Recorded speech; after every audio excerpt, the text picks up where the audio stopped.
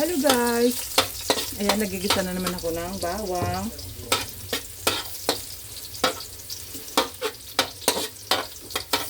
Dahil ako ay magluluto ulit. At ang aking menu for today ay kari-kari Amiganing mixed version. Mixed version. Amiganing mixed vlog pala.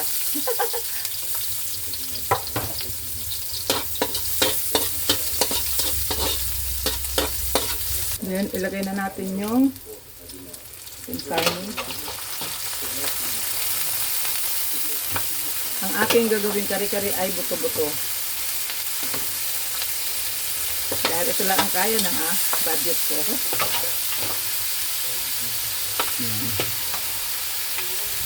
Siyempre, ilagay natin yung talagang nagdadala ng lasa ng kari-kari. Ito ay 1/4 kilo pero hindi ko siya ubusin. 1/4 kilo na peanut na giniling. Yan, kalahati lang muna ilagay natin kasi baka ma-over naman at pumait siya.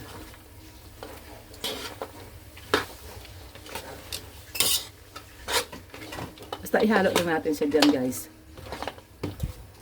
Tapos ilagay na natin yung aking ayan, pampakulay ang aswiti. Yan.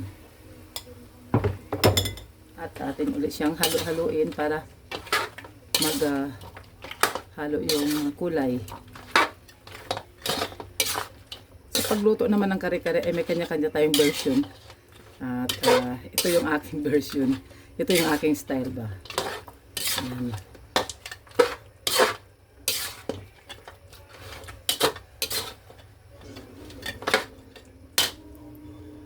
Yan, di ba? Okay na yung kanyang kulay. Hayaan lang muna natin siyang kumulo dyan. Ito na pala yung aking gulay. Binalance ko na siya, yung sitaw, yung puso ng saging. Ayan, yung talong at yung aking pitsay. Tika lang. Ayan.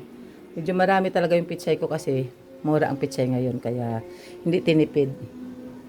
Binalance ko na siya, although medyo na overcook yung aking eggplant. Kasi alam nyo naman, nasa whitey world tayo, hindi maiwasan. At ilagay ko na guys yung pinagpakuluan ko kanina nung buto-buto. Yan, ihalo na natin siya dyan. Kasi nandyan yung kanyang lasa. Actually, yung sa akin kasi ang style ko pag nagluto ako ng buto-buto, pinapakuluan ko muna siya. Tapos itinatapon ko yung unang kulo. Yan. Okay na siguro yung sabaw. Pangit naman pag masabaw eh. So, nakakalas na sa buto yung yung karne. Which ibig sabihin, malambot na siya at yun ang masarap. Yeah, guys. At ayan, hintayin natin ulit siyang kumulo. At ayan, maglalagay ako ng 1.5 cubes. At ayan. Yan lang yung ating mga pangpalasa dyan eh. Habang para sa kanyang pagkulo ay maluto yung ating cubes. Malusaw pala. At dito naman po sa At dito naman po sa kabilang kawali ay ayun. Sasangagin ko yung aking glutinous rice or dapat lang yung plain powder pero wala eh. Kaya ayan, sasangagin ko muna siya hanggang mag-brown, light brown lang. Bago natin siya itambog dyan sa ating dito sa ating sinabawan na to, sa ating karne.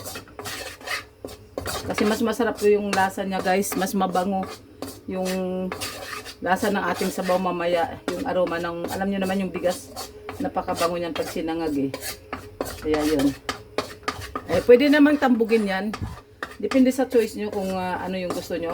Ako naman, total, kami lang naman ang kakain, pamilya lang naman. Kaya pwede nang atyahan. At ayan o, mapapansin nyo. Umunti-unti na siyang nagba-brown guys. O, ayan o. At ito na yung ating glutinous rice. Ayan. Yung ganyang pagka-brown lang, very light lang. At ayan, ito na pala yung ating glutinous rice. Medyo kulang pa siya sa tubig, kaya dagdagan ko pa yan. Kadagdagan ko ng kaunti.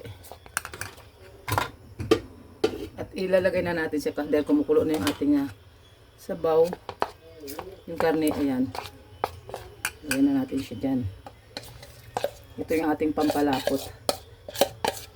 Pero yung iba naman, ang ginagamit nila ay cornstarch. Depende kung wala naman talagang giniling na bigas.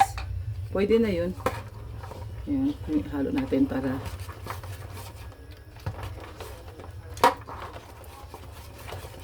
kasi medyo lamuo nga siya, anak ko. At ayan na guys, achieve na natin yung yung lapot na gusto natin. Pwede na yan at titikman na natin. Kailangan matabang lang kasi siyempre lalagyan pa natin ng bagoong. Ayan, okay na yan. At ayan na guys, ilagay ko na yung aking gulay. Ihalo ko na siya.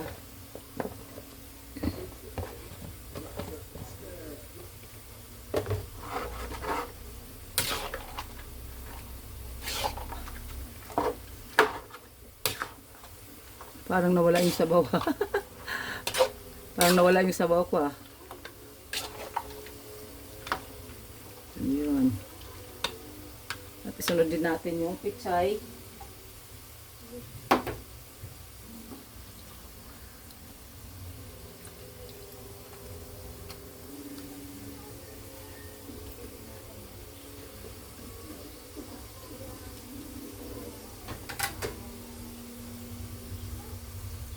At yung eggplant.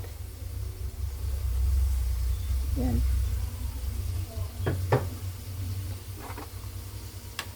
At ayan na yung aking kari-kari. Ready to serve na. At siyempre nagigisa pa ako ng aking bagoong. Ayan, kalalaki ng pagkahiwa ng sibuyas.